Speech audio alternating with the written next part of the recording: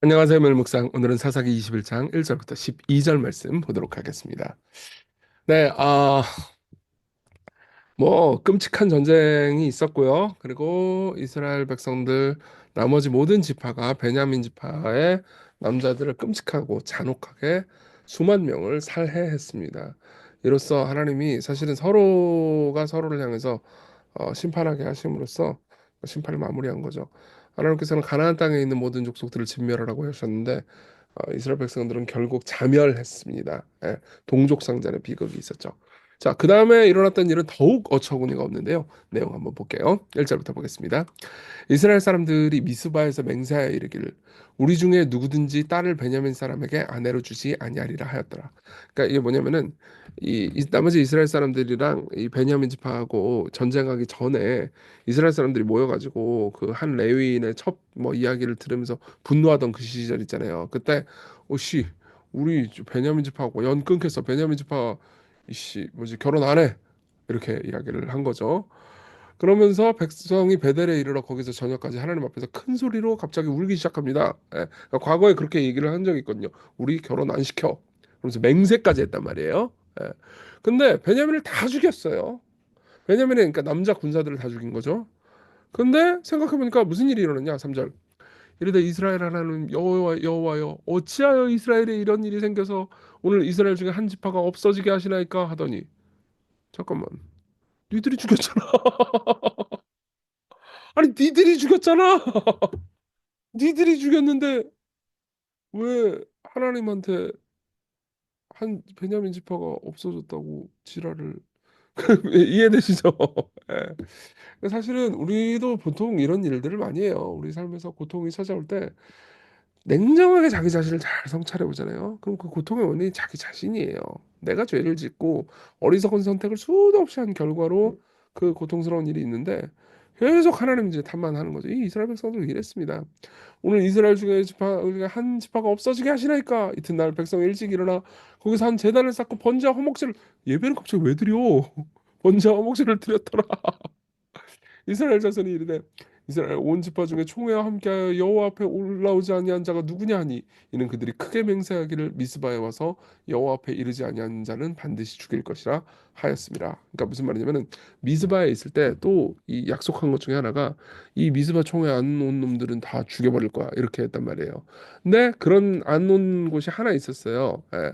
어디였냐면 이제 길르앗 야베스 지역의 사람들이었어요. 이 사람들도 이스라엘 사람들이죠. 이스라엘 자손이 그들의 형제 베냐민을 위하여 뉘우쳐 이르되 오늘 이스라엘 지파 중에 한 지파가 끊어졌도다. 그 남은 자들에게 우리가 어떻게 하면 아내를 얻게 하리요? 잠깐만요. 왜 아내를 얻게 하리요라는 말을 왜 하는 거죠? 보세요. 베냐민 지파의 남자들을 다 이제 전투 중에 죽였을 거 아니에요. 그러면 여자를 만남았어요. 그럼 여자들만 가지고는 생식을 할 수 없으니 애를 낳을 수가 없잖아요. 그러면 이제 이렇게 여기 여자들이 결혼을 하면 되는데 결혼을 나머지 집안 남자들이랑 하면 되잖아요. 근데 우리 남자들은 안 줄 거야라고 스스로 맹세를 했다는 거죠. 그러니까 그 맹세를 내가 지켜야 되는데 너무 슬프다 이거죠. 맹세를 깨! 당장 이런 생각이 들지 않습니까? 맹세를 깨! 그 맹세 하나님의 명령 아니었잖아. 예, 하나님께서 명령하신 것도 아니었어요. 근데 내가 하나님 앞에서 맹세했다고 그 맹세를 못 깨는 거예요. 그러니까 되게 웃기지 않습니까? 하나님께서 직접적으로 명령한 건 늘 대놓고 불순종하면서 지가 하나님 앞에서 예, 이거 했습니다 하는 맹세는 때려 죽여도 지켜야 되는 거예요. 이건 진짜 주인이 하나님이 아니고 내가 하나님이라는 거죠. 우리가 전어 여호와로 맹세하여 우리의 딸을 그들의 아내에게 주지 아니하리라 하였도다. 예. 또 이르되 이스라엘 지파 중 미스바에 올라와서 여호와께 이르지 아니한 자가 누구냐고 본즉 야베스 길르앗에서는 한 사람도 진영에 이르러 총회에 참석하지 아니하였으니 백성을 계수할 때 야베스 길르앗 주민이 하나도 거기 없음을 보았습니다. 회중이 큰 용사 12,000명을 그리로 보내며 그들에게 명령하여 이르되 가서 야베스 길르앗 주민과 부녀와 어린아이를 칼날로 치라. 잠깐만요. 무슨 일을 하는 거죠? 예. 야베스 가가지고 우리 다 죽여버릴 거야 해놓고 총회에 참석하지 않았다라는 이유로 그것도 하나님의 명령도 아니었어요. 야베스 가가지고 누구를 죽이죠? 부녀와 어린아이를. 예. 너희가 행할 것은 모든 남자 및 남자와 산 여자를 진멸하여 바칠 것이니라 하니라. 그러니까 약자들을 다 죽이는 거죠. 그리고 그들이 야베스 길앗 주민 중에서 젊은 처녀 400을 얻었으니 이는 아직 남자와 동침한 일이 없어 남자를 알지 못하는 자라. 그들을 실로 진영으로 데려오니 이곳은 가나안 땅이라. 그러니까 이 끔찍한 일을 해놓고 나서 뭐라고 말하냐면은 이곳은 가나안 땅이더라라고 말해요. 예. 이곳은 가나안 땅이 아니었어요. 이스라엘 땅이었죠. 근데 왜 사사기의 기자는 이스라엘 땅이더라라고 말하지 않고 가나안 땅이라더라라고 말하는 걸까요? 예. 답은 간단하죠. 이제 세상과 달라진 게 아무것도 없습니다. 이들은 더 이상 하나님의 백성이라고 말할 수가 없습니다. 하나님의 백성 아닌 사람들과 다를 게 아무것도 없는 사람들입니다. 라는 윤리적인 판단을 이런 식으로 한 거죠. 네. 우리도 그러니까 하나님의 이름을 부르고 종교적인 예배에 참석하고 이것저것을 하긴 하지만 실제로 하나님의 백성들이 하나님의 백성이 아닌 사람들과 전혀 차이를 보이지 않잖아요. 그럼 사실 똑같은 겁니다. 예, 똑같이 우리는 하나님의 땅에 산다기보다는 세상과 똑같은 거죠. 이게 오늘까지 본문의 내용입니다. 자, 우리 그리스도인의 정체성 한번 생각해 봅시다. 계속해서 불순종하잖아요. 여기 있는 이 이스라엘 백성들처럼 그러면은 하나님의 백성으로서의 정체성을 발견할 수가 없어요. 예. 하나님의 백성만이 누릴 수 있는 평안, 하나님만 백성들만이 누릴 수 있는 자유 이런 것들을 발견할 수가 없습니다. 그러니까 여러분 다시 잘 들어보십시오. 순종으로 구원받는 건 아니에요. 순종으로 그리스도인이 되는 것 역시 아닙니다. 그렇지만 우리가 예수 그리스도를 믿는 믿음으로 구원을 받지만 순종하지 않잖아요. 그러면 우리가 가지고 있는 정체성을 못 누리게 됩니다. 그러니까 우리는 하나님께 사랑을 받기 위해서 그리스도인의 정체성을 가지기 위해서 순종하는 건 아니에요. 오히려 우리가 받고 있는 하나님의 사랑을 알아가기 위해서, 누리기 위해서, 경험하기 위해서 순종하는 거죠. 근데 계속해서 불순종하잖아요. 그럼 세상과 똑같은 다를 게 아무것도 없잖아요. 그럼 사실 스스로 한번 의심해 봐야 됩니다. 내가 과연 진짜 그리스도인이 맞나? 예.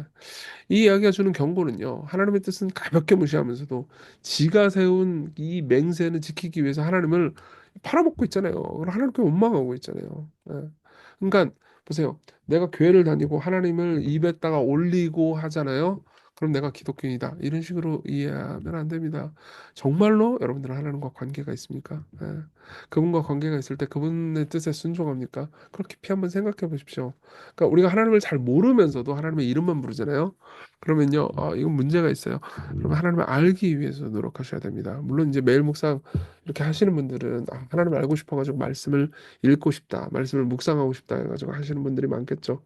그렇지만 계속해서 여러분들이 그러니까 종교적인 활동에만 머무르고 그분을 더 깊이 알아가기 위해서 노력하지 않잖아요. 그러면 여러분들은 진짜 하나님을 알기보다는 여러분들이 만들어낸 하나님을 알게 될 가능성이 높습니다.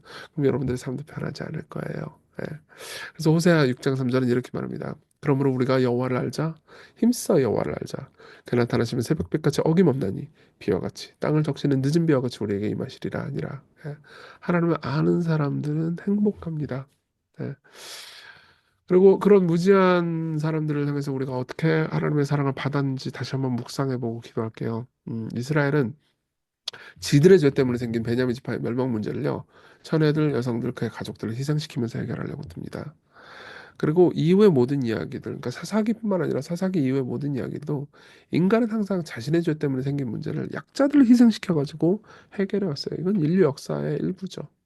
심지어 다윈마저도 여러분 나중에 다윈 이야기 보겠지만요. 자기가 간음해가지고 생긴 문제, 아기를 낳은 생긴 문제를요. 우리야, 그러니까 자기가 간음한 여성의 남편이었던 우리아를 죽임으로써 해결하려고 들죠. 이게 인간의 죄성이에요.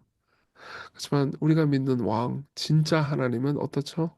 자신을 희생시킴으로써 우리가 저지른 죄의 문제를 해결하셨죠. 예.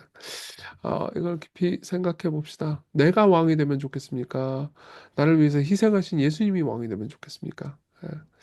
주님을 왕으로 삼게 해달라고 오늘도 그런 하루 살게 해달라고 그렇게 기도했으면 좋겠어요. 어제 하고 기도 제목은 똑같습니다.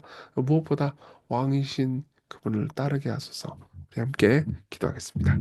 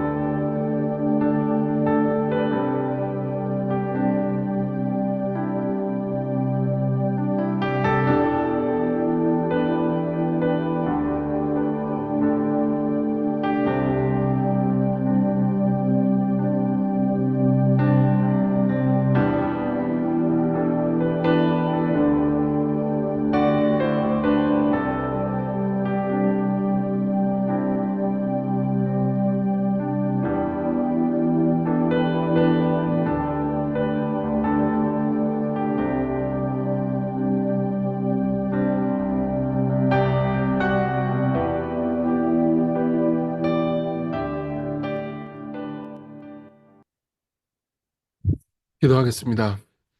하나님 아버지, 음, 우리가 세상과 구별된 삶을 살고 있는지 스스로를 돌아봅니다. 하나님을 왕으로 섬기며 살고 있는지를 돌아봅니다. 나를 위해 죽으신 왕이 내 삶의 주인이 아니면 내가 얼마나 비참한 폭군에 의해 어, 억압당하며 살아갈까요? 오늘도 당신을 붙들고 살게 하소서.